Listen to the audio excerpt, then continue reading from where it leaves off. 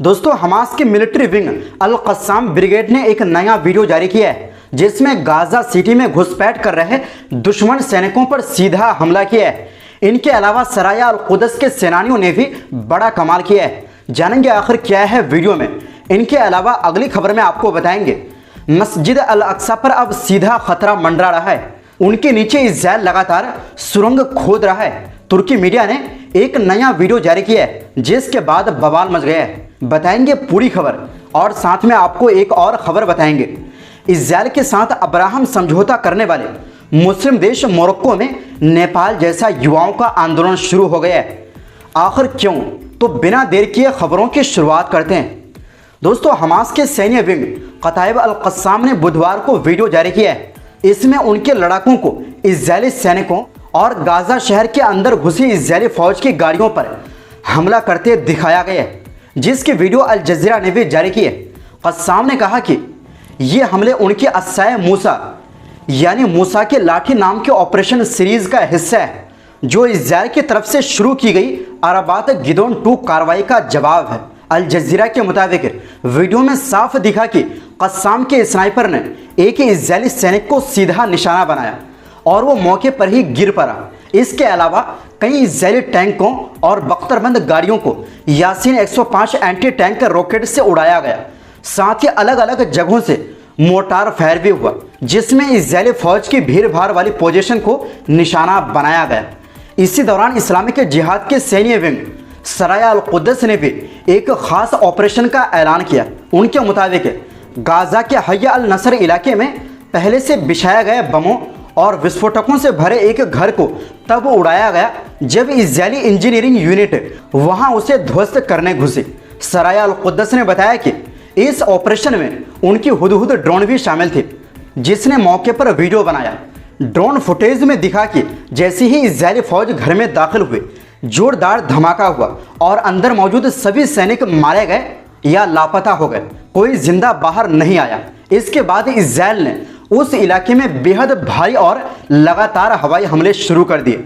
सराया अल कुदस ने यह भी कहा कि उनके लड़ाकों ने गाजा के नज़दीक 2 इज़रायली बस्तियों पर रॉकेट बरसाए। उनका कहना है कि यह इज़रायली अपराध का जवाब है जो वो गाजा पट्टी पर कर रहा है। बाद में इज़रायली मीडिया ने भी इस बात की पुष्टि की कि गाजा पट्टी की तरफ से 4 रॉकेट दागे गए थे।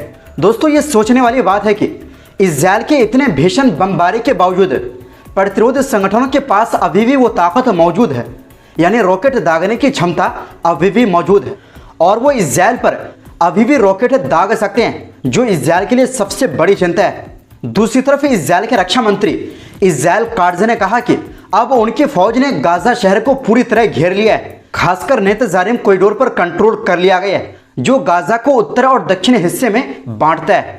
याद रहे कि इज़राइल ने 21 सितंबर को ऐलान किया था कि वो गाजा शहर में अपनी ज़मीनी कार्रवाई और गहरी करेगा। ये योजना 11 अगस्त से चल रही है, जिसमें अलग अलग जगहों से सैनिक घुसपैठ कर रहे हैं। वहीं गाजा के मज़ाहमत यानी रेजिस्टेंस गुट लगातार अपने कार्रवाइयों के वीडियो जारी कर रहे हैं। पिछले 2 सालों से जारी इस संघर्ष में उन्होंने इज़रायली फौज को भारी नुकसान पहुंचाया है। सैकड़ों सैनिक मारे गए, सैकड़ों टैंक और गाड़ियां तबाह हुई और इज़राइल के शहरों व बस्तियों पर मीडियम और लॉन्ग रेंज मिसाइलें बरसाई गई। वहीं दूसरी ओर दोस्तों, पूरी दुनिया के मुसलमानों के लिए चिंता की खबर यह है कि अब मस्जिद अल अक्सा पर सीधा खतरा मंडरा रहा है। बताया जा रहा है कि इज़राइल लगातार अल अक्सा मस्जिद के नीचे सुरंगें यानी टनल्स खोद रहा है। ये काम पुरातत्व परियोजनाओं यानी आर्कियोलॉजिकल प्रोजेक्ट के नाम पर किया जा रहा है, लेकिन हकीकत में इसके पीछे गहरी सियासी चालें छुपी। दरअसल 29 सितंबर को अनादलु एजेंसी ने इन सुरंगों की ताज़ा वीडियो फुटेज जारी किए। माहिरों का कहना है कि ये सुरंगें न सिर्फ मस्जिद की बुनियाद को कमज़ोर कर सकती है, बल्कि ये सीधा हमला है उस स्टेटस को समझौते पर जो अल अक्सा को लेकर अंतर्राष्ट्रीय स्तर पर मौजूद है। इज़रायली प्रधानमंत्री नेतन्याहू ने हाल ही में पिलग्रिम्स रोड नाम की एक सुरंग का उद्घाटन किया और ये सिर्फ एक प्रोजेक्ट नहीं है, बल्कि कई सालों से इसी तरह के विवादित काम अल अक्सा के आसपास किए जा रहे हैं। खासकर गाजा पर जंग छिड़ने के बाद से इस तरह की गतिविधियां और बढ़ गई है। सोचिए, हाल ही में एक कट्टरपंथी यहूदी सांसद ने अल अक्सा मस्जिद के अंदर जाकर इजरायली झंडा लहराया।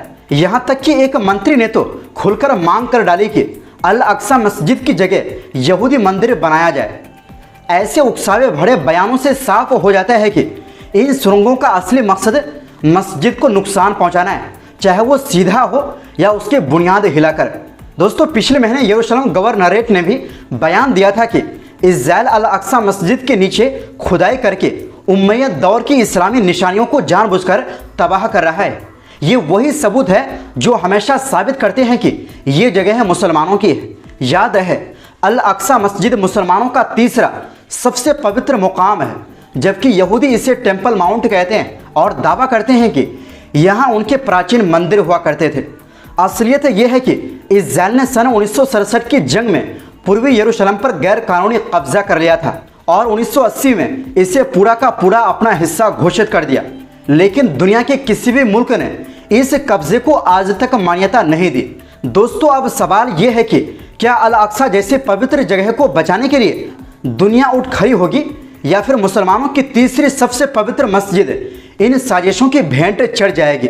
वहीं दूसरी ओर दोस्तों, मोरक्को में पिछले 4 दिनों से गुस्से का माहौल है।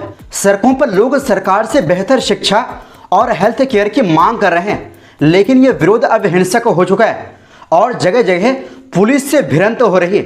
ये पूरा आंदोलन मोरक्को की नई पीढ़ी जेन जेड 212 ने सोशल मीडिया प्लेटफॉर्म जैसे टिकटॉक और इंस्टाग्राम से शुरू किया। उनकी मुहिम देखते ही देखते पूरे देश में फैल गई। मतलब ये वैसा ही लग रहा है जैसा अभी हाल ही में नेपाल में हुआ था। आपको बता दें कि मोरक्को वही देश है जो इजराइल के साथ शांति समझौता कर रहा है, यानी अब्राहम समझौता। दोस्तों, मोरक्को के दक्षिणी शहरों तिज़नीत, इनेज गाने और ऐत अमीरा से लेकर रबात और उज्दा तक जगह जगह प्रदर्शन हुए।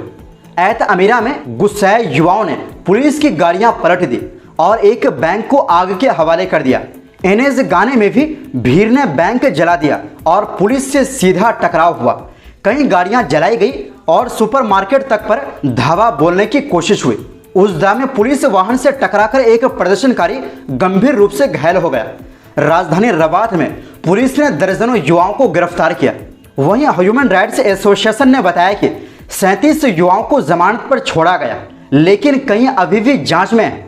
कासाब्लांका में 24 प्रदर्शनकारियों पर हाईवे ब्लॉक करने का केस दर्ज किया गया है। सरकार ने बयान दिया है कि वो युवाओं से बातचीत करने को तैयार है और पुलिस की कार्रवाइयों को कानूनी दायरे में बताया, लेकिन प्रदर्शनकारियों के नारे बताते हैं कि गुस्सा गहरा है, लोग आज़ादी, इज्जत और सामाजिक न्याय की मांग कर रहे हैं। ये विरोध अचानक नहीं भड़का, इसकी असली वजह है अस्पतालों की खराब हालत और शिक्षा व्यवस्था की कमजोरियां। अगादिर से शुरू हुआ ये आंदोलन अब पूरे देश में फैल चुका है। बेरोजगारी ने इसे और भड़का दिया है। आंकड़े बताते हैं कि बेरोजगारी पूरे देश में 12.8% है, लेकिन युवाओं में 35% से भी ज्यादा और ग्रेजुएट में करीब 20% है। यानी साफ है कि मोरक्को की जनरेशन जेड अब खुलकर सड़कों पर है और अपने हक की आवाज़ बुलंद कर रही है। तो दोस्तों, फिलहाल के लिए इस रिपोर्ट में बस इतना ही। आपसे गुजारिश है, हमारी सपोर्ट के लिए वीडियो को लाइक और शेयर ज़रूर करें और चैनल में पहली बार आए हैं तो सब्सक्राइब ज़रूर करें। बहुत बहुत शुक्रिया। अल्लाह हाफिज़।